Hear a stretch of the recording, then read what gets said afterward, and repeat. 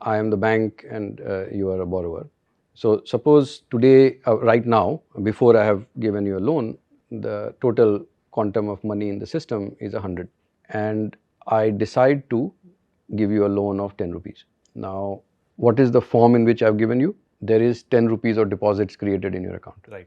Now, suddenly, just because I gave you a 10 rupee loan, the total amount of money in the system has become 110. Yep. Now, that deposit you can send to someone else, and that starts to circulate.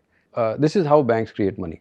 They cannot do it in an unlimited fashion because the restrictions that the central bank, which is the regulator for all banks, puts on the banks, that you need to have a certain amount of capital. So you cannot just keep creating money out of thin air and keep building liabilities, right? Capital and also, I guess, like SLR, LCR, those yes, things also. Yeah, exactly. Yeah. So those are drags, but in theory, you can.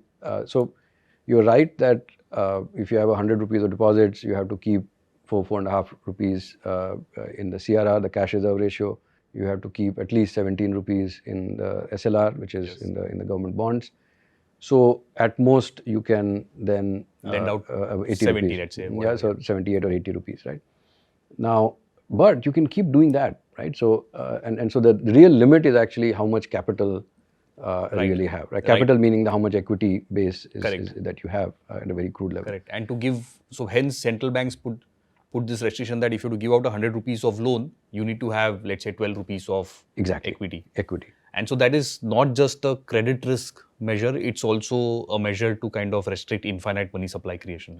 And also because banks are by nature very vulnerable to runs, so having trust in the money in the piece of paper that gets circulated is important, but people have to trust the banks also. Right.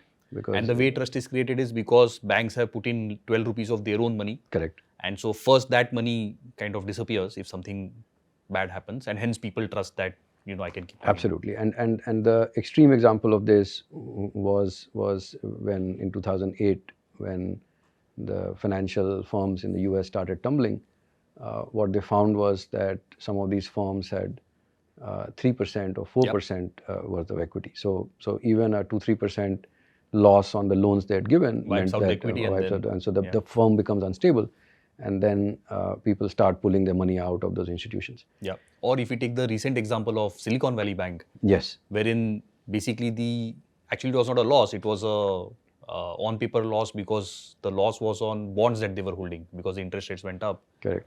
And just that interest rates going up, people kind of crystallized in their minds the on-paper losses and kind of pulled money. And then there was panic. Now, you could have said that, look, if they hold to maturity, then that money would have still come back. But what happened was that too many people asked for their money back at the same time, and the bank was not liquid enough. Right. And then they got into trouble.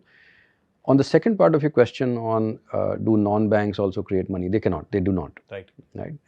And that is the reason why banks are so much more heavily regulated. Right. Non-banks are not. Right. Non-banks also have regulations, but they're not as tightly regulated as banks are.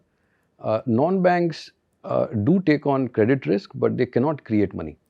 So for every rupee that they lend out, they have to borrow it from someone. Right.